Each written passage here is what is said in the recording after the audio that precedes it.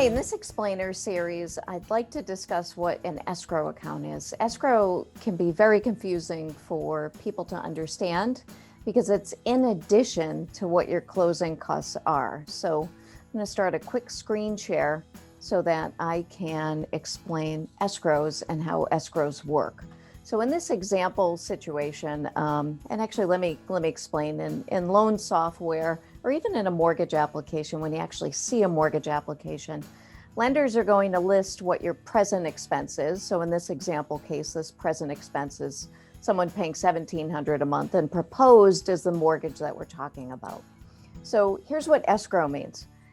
This escrow means a piggy bank. So imagine a bank or an extra savings account in your mortgage.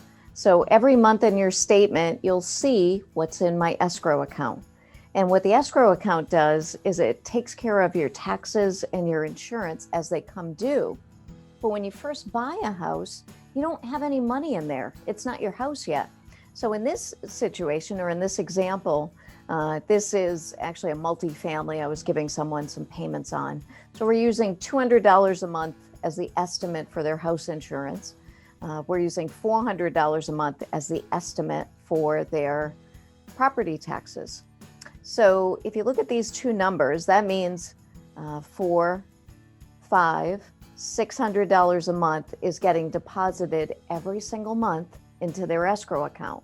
So as I said earlier, you start that account with zero when you first close on your house. So what do we got to do? We got to help you fund that account.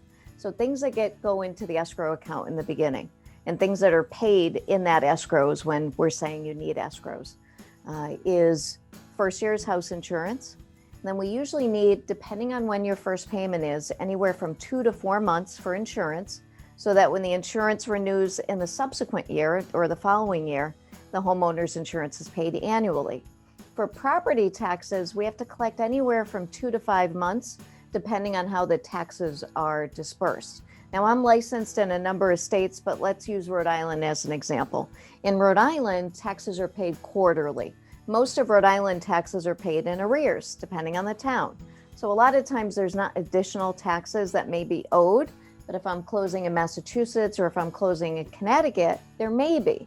So in the beginning, it's really hard to tell someone, hey, your escrow, we're going to need X for your escrow account. So that's why you see, if you're getting this in your recap, that's why you see $2,500 to $3,500, or you might see higher if you're in a higher price point.